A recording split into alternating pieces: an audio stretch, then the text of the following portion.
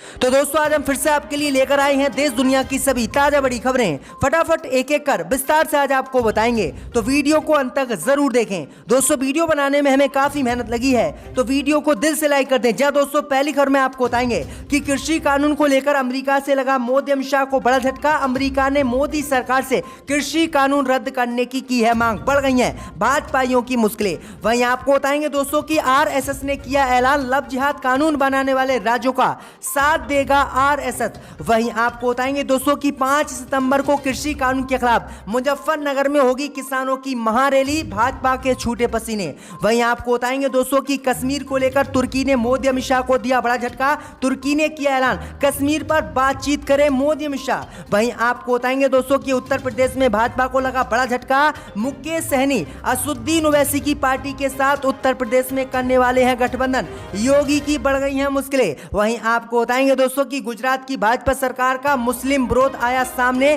बकरा ईद पर नमाज पढ़ने पर रोक, तो गणेश उत्सव पर दे दी इसे मनाने की छूट। सभी खबरों को आपको बताने वाले हैं दोस्तों, वीडियो को लाइक कर लें।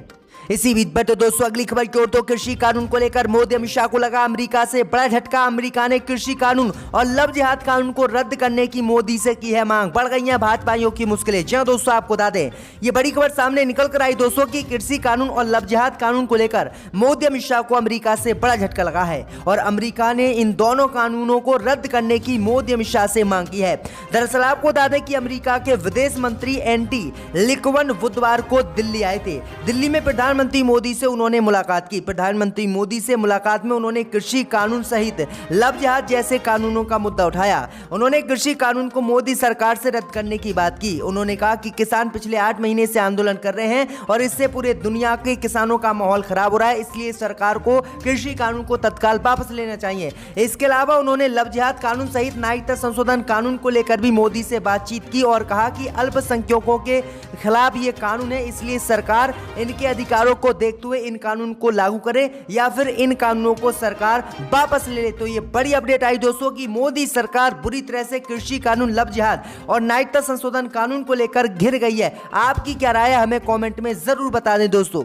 इसी बीच पर तो दोस्तों अगली खबर की ओर, तो मोहन भागवत ने किया ऐलान, लव जिहाद कानून बनाने वाले राज्यों का साथ देगा आरएसएस। जी हां दोस्तों आपको बता दें कि पिछले काफी दिनों से बीजेपी शासित राज्यों में लव जिहाद कानून बनाने की मांग उठ रही है और कई राज्यों ने लव जिहाद कानून लागू भी कर दिए हैं। इस बीच खबर सामने निकल कर आई दोस्तों कि आरएसएस के अंधभक्तों ने अब ऐलान किया है कि जो भी राज्य लव जिहाद कानून बनाएगा उस राज्य का साथ आरएसएस खुलेआम देगा। यानी सीधा अंधभक्तों का कहना है कि जो राज्य लव जिहाद कानून बनाएगा उनको वह वोट देगा और उनके लिए प्रचार भी उस राज्य में चुनाव के दौरान करेगा। तो किस तरह से आरएसएस वोट का लालच देकर हर राज्य में लव जिहाद कानून लागू कराना चाहता है, क्योंकि अंधभक्तों को लगता है कि मुसलमान लड़कियों को, हिंदुओं को जो है मुसलमान बना रहे हैं और उन्हें पटाकर उनके साथ गलत काम कर रहे हैं। तो किस तरह से दुनिया में और पूरे देश में लव जिहाद जैसे कीड़े को अंधभक्त फैला रहे हैं। आपकी क्या राय है इस खबर पर हमें कमेंट में बताएं। इसी बीच पर तो दोस्तों अगली खबर की ओर, तो कश्मीर पर तुर्की ने दिखाई मोदी अमित शाह को आंख, कहा जल्दी करे मोदी अमित शाह कश्मीर पर बातचीत। जहां दोस्तों आपको बता दें ये बड़ी खबर सामने निकल कर आई दोस्तों कि जब मोदी सरकार ने अनुच्छेद 370 जम्मू कश्मीर से हटाया था तब तुर्की सहित मुस्लिम देशों ने इसका विरोध किया था और मोदी अमित शाह से इसको वापस लेने की मांग की थी, लेकिन अन्य देश चुप हुए। लेकिन तुर्की लगातार इस मसले को अंतर्राष्ट्रीय स्तर पर उठाने लगा। इस बीच खबर सामने निकल कर आई दोस्तों कि अब कश्मीर को लेकर तुर्की के राष्ट्रपति ने मोदी अमित शाह को आंखें दिखाई हैं। तुर्की के राष्ट्रपति रजब तैयब अर्दोगान ने कहा है कि कश्मीर मुद्दे पर मोदी सरकार तत्काल बात करे। यानी तुर्की ने अब बातचीत की इच्छा कश्मीर मुद्दे पर जताई है। दरअसल आपको बता दें कि पिछले काफी दिनों से तुर्की, पाकिस्तान लगातार कश्मीर का मुद्दा दुनिया में उठा रहे हैं और मोदी सरकार की नीतियों का विरोध भी कर रहे हैं। आपकी क्या राय है कि जम्मू कश्मीर को अनुच्छेद 370 दोबारा से लागू करना चाहिए और उसे पूर्ण राज्य का दर्जा देना चाहिए या फिर नहीं, हमें कमेंट में जरूर बताएं। इसी बीच पर तो दोस्तों अगली खबर की ओर, तो मुकेश सहनी उत्तर प्रदेश में एआईएमएम के साथ करेंगे गठबंधन, भाजपा को बड़ा झटका। जी हां दोस्तों आपको बता दें ये बड़ी खबर सामने निकल कर आ रही दोस्तों कि बिहार में भाजपा के साथ गठबंधन में मंत्री मुकेश सहनी और विकासशील इंसान पार्टी यानी वीआईपी पार्टी के अध्यक्ष मुकेश सहनी ने उत्तर प्रदेश में भाजपा के खिलाफ चुनाव लड़ने का ऐलान करते हुए बीजेपी को बड़ा झटका दिया है। जी दोस्तों, आपको बता दें कि वीआईपी के राष्ट्रीय अध्यक्ष मुकेश सहनी ने ऐलान किया है कि वह उत्तर प्रदेश में असदुद्दीन ओवैसी की पार्टी एआईएमएम के साथ गठबंधन करेंगे और ओम प्रकाश राजभर के साथ भी गठबंधन करेंगे। दरअसल आपको बता दें कि फूलन देवी की मूर्ति भाजपा ने उत्तर प्रदेश में जब्त कर ली थी और उन्हें फूलन देवी की मूर्ति उत्तर प्रदेश में नहीं लगाने दी थी। इसी से मुकेश मंत्री सहनी नाराज हो गए और उन्होंने भाजपा के खिलाफ चुनाव उत्तर प्रदेश में लड़ने का ऐलान कर दिया और ओवैसी के साथ गठबंधन करने जा रहे हैं। तो यूपी में भाजपा को चुनाव से पहले बड़ा झटका लगा है। इसी बीच पर तो दोस्तों अगली खबर की ओर, तो बकरा ईद पर रोक, गणेश उत्सव पर छूट, गुजरात की भाजपा सरकार का मुस्लिम विरोध। जी दोस्तों, आपको बता दें ये बड़ी खबर सामने निकल कर आई दोस्तों कि गुजरात की भाजपा सरकार ने हाल ही में कोरोना महामारी का हवाला देते हुए बकरा ईद के त्योहार पर ईदगाह और मस्जिद में नमाज पढ़ने की मुसलमानों को इजाजत नहीं दी थी, जिसके बाद मुसलमानों ने भी फैसला किया था कि वह अपने घरों में ही नमाज अदा करेंगे। इस बीच खबर सामने निकल कर आई दोस्तों कि आने वाले 2-3 दिन में हिंदुओं का त्योहार गणेश उत्सव आ रहा है, लेकिन गणेश उत्सव पर 4 फीट की मूर्ति बनाने के साथ इसे मनाने का गुजरात की भाजपा सरकार ने ऐलान कर दिया है, जिससे कि अब पूरे देश में भाजपा की सरकार का विरोध हो रहा है। दरअसल आपको बता दें कि अब सवाल उठे हैं कि जब गुजरात की भाजपा सरकार ने बकरा ईद के त्योहार पर ईद की नमाज पढ़ने की इजाजत नहीं दी, तो आखिरकार हिंदुओं को गणेश उत्सव का त्योहार मनाने की इजाजत कैसे दी जा रही है। गणेश उत्सव पर 4 फीट की मूर्ति के साथ इसे गुजरात में मनाया जा सकेगा, जबकि गणेश उत्सव पर सभी हिंदू इकट्ठा होकर गणेश की पूजा करते हैं और रैलियां निकालते हैं। क्या इनसे कोरोना वायरस नहीं फैलेगा? जो नमाज पढ़ने से 1 फीट की दूरी होने पर कोरोना वायरस फैल जाता, तो किस तरह से भाजपा सरकार की मुस्लिम विरोधी नीतियों का खुलासा हुआ है? आपकी क्या राय है इस खबर पर, हमें कमेंट में जरूर बताएं। इसी बीच पर तो दोस्तों अगली खबर की ओर, तो महबूबा मुफ्ती ने धारा 370 को हटाना, कश्मीर की बताया बेइज्जती, भाजपा पर लगाए आरोप। जी दोस्तों, आपको बता दें कि 5 अगस्त को जम्मू कश्मीर से आर्टिकल 370 के खात्मे के 2 साल पूरे होने जा रहे हैं, लेकिन इससे पहले ही महबूबा मुफ्ती ने जम्मू कश्मीर को लेकर एक बार फिर से मोदी सरकार को घेर लिया है और विवादित बयान न देते हुए भाजपा पर गंभीर आरोप लगाए हैं।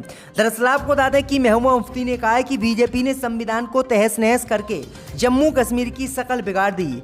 आप लोग तमाशा देख रहे हैं, आज आप देख रहे हैं यही पूरे मुल्क के साथ हो रहा है। किसी पत्रकार, एक्टिविस्ट, एनजीओ या किसी नेता ने बात की तो उसके घर पर एनआईए, ईडी और सीबीआई का छापा पड़ जाता है, उनको जेल में डाल देते हैं। यही तो देश में हो रहा है और यही जम्मू कश्मीर के साथ भी हुआ है। महबूबा मुफ्ती ने कहा है कि जम्मू कश्मीर से अनुच्छेद 370 हटाकर मोदी सरकार ने कश्मीरियों की बेइज्जती की है, इसलिए हम इसको दोबारा से वापस लेकर आएंगे और मोदी सरकार हर कीमत पर अनुच्छेद 370 को कश्मीर में लागू करना ही होगा। तो ये बड़ी अपडेट आ रही, महबूबा मुफ्ती ने ये गंभीर आरोप लगाए हैं। इसी बीच पर तो दोस्तों अगली खबर की ओर, तो संजय सिंह ने योगी पर लगाए धोखाधड़ी के आरोप, कहा सरकार के अत्याचार से पिछड़े वर्ग के लोगों में है गुस्सा। जी दोस्तों, आपको बता दें कि अगले साल होने वाले उत्तर प्रदेश विधानसभा चुनाव से पहले आम आदमी पार्टी के उत्तर प्रदेश मामलों के प्रभारी और राज्यसभा सदस्य संजय सिंह ने बीजेपी पर पिछड़े वर्ग के लोग के साथ धोखा करने का आरोप लगाया है और कहा है कि मुख्यमंत्री योगी आदित्यनाथ के अत्याचार से अति पिछड़े वर्ग के लोगों में भारी गुस्सा है। आप सांसद ने सोमवार को बलिया जिले के नगर में पार्टी द्वारा आयोजित पिछड़ा वर्ग हिस्सेदारी रैली को संबोधित करते हुए कहा कि मुख्यमंत्री योगी आदित्यनाथ ने जो है पिछड़ा वर्ग के लोगों पर अत्याचार किया और उन्हें कोई भी लाभ नहीं दिया, जिसके चलते अब 2022 में पिछड़ा वर्ग के लोग एक भी वोट भाजपा को नहीं देंगे और भाजपा का सुपड़ा साफ करेंगे। तो ये बड़ी अपडेट आ रही, गंभीर आरोप जो है आम आदमी पार्टी के नेता ने लगाए हैं। इसी बीच पर तो दोस्तों अगली खबर की ओर, तो 5 सितंबर को 3 नए कृषि कानून के खिलाफ मुजफ्फरनगर में होगी किसानों की महारैली, योगी के छूटे पसीने। जी हां दोस्तों, आपको बता दें कि केंद्र सरकार के 3 नए कृषि कानून के खिलाफ 8 माह से आंदोलन कर रहे संयुक्त किसान मोर्चा ने 5 सितंबर को मुजफ्फरनगर में महारैली और उत्तर प्रदेश राज्य के सभी मंडल मुख्यालयों पर महापंचायत आयोजित करने की घोषणा की है। मोर्चा ने उत्तर प्रदेश में अपने आंदोलन के लिए 4 चरणों की रणनीति बनाई है, जिससे योगी के पसीने छूट गए हैं। किसानों ने साफ ऐलान किया है कि इस महापंचायत में, इस महारैली में योगी सरकार और भाजपा के खिलाफ वोट मांगने का भी अपील लोगों से की जाएगी। किसानों ने कहा है कि हम उत्तर प्रदेश में भाजपा के खिलाफ प्रचार करेंगे और किसानों से कहेंगे कि भाजपा को वोट कोई भी किसान ना दे। तो ये बड़ी अपडेट आई दोस्तों, बुरी तरह से मोदी अमित शाह फंसते हुए उत्तर प्रदेश में दिख रहे हैं। आपकी क्या राय है, कमेंट में हमें जरूर बताएं। इसी बीच पर तो दोस्तों अगली खबर की ओर तो भाजपा की बड़ी मुश्किलें। मिजोरम के सांसद ने जान से मारने की असम पुलिस को दी धमकी, भाजपा के छूट गए पसीने। जी हां दोस्तों, आपको बता दें कि असम और मिजोरम के बीच हुई हिंसा में असम पुलिस के 6 जवान और 1 नागरिक की मौत हो गई और इन मौतों को लेकर विवाद अब असम और मिजोरम में बढ़ता ही जा रहा है। अब इससे जुड़े मामले को लेकर मिजोरम के राज्यसभा सांसद वनवल लाल वैना ने पूछताछ के लिए असम पुलिस की एक टीम को दिल्ली के लिए रवाना कर दिया है और धमकी दी है कि अगर अब की बार असम पुलिस के जवान मिजोरम में आए तो इनको हम जान से मार देंगे।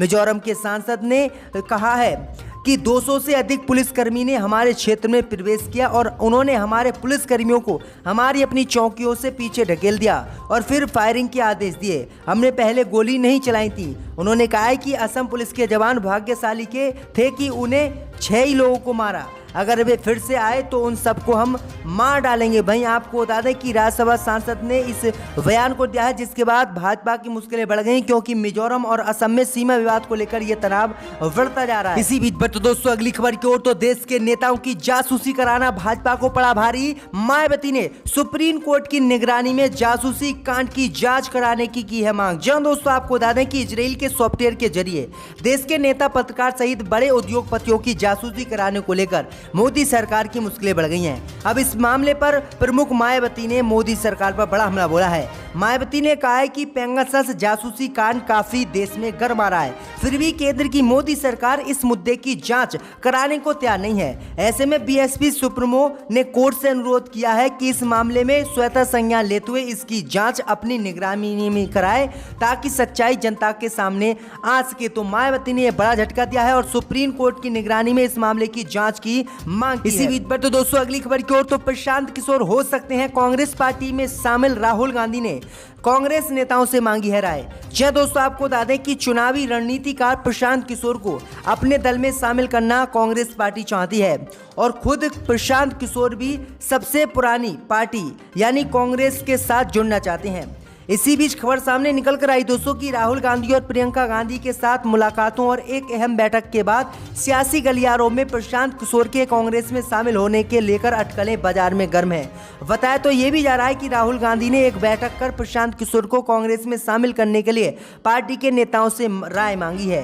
कांग्रेस पार्टी के नेता राय देंगे तब राहुल गांधी इन्हें अपनी पार्टी में शामिल कर सकते हैं। इसी बीच पर तो दोस्तों अगली खबर की ओर तो किसान आंदोलन में फूट डालने की साजिश रच रही है मोदी सरकार, भगवत मान ने किया खुलासा। जी हां दोस्तों, आपको बता दें कि कृषि कानून के खिलाफ किसानों का आंदोलन करीब 8 महीने से दिल्ली में चल रहा है।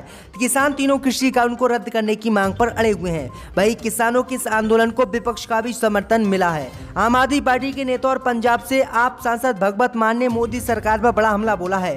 संसद में लगातार 7वीं बार काम रोको प्रस्ताव पेश करके भगवत मान ने कहा है कि कृषि प्रधान खेत और किसान की बात सड़कों पर जरूर होती है, लेकिन देश की संसद में खेत और किसान की बात नहीं की जा रही है। उन्होंने कहा है कि मोदी सरकार किसान आंदोलन को 15 अगस्त तक खत्म कर देगी। इस पर आतंकियों की नजर बताएगी, कभी कुछ बताएगी और इस आंदोलन को मोदी सरकार खत्म करेगी। तो ये बड़ी अपडेट आई दोस्तों कि आप सांसद ने ये बड़ा खुलासा किया है कि किसान आंदोलन में फूट भाजपा डालना चाहती है।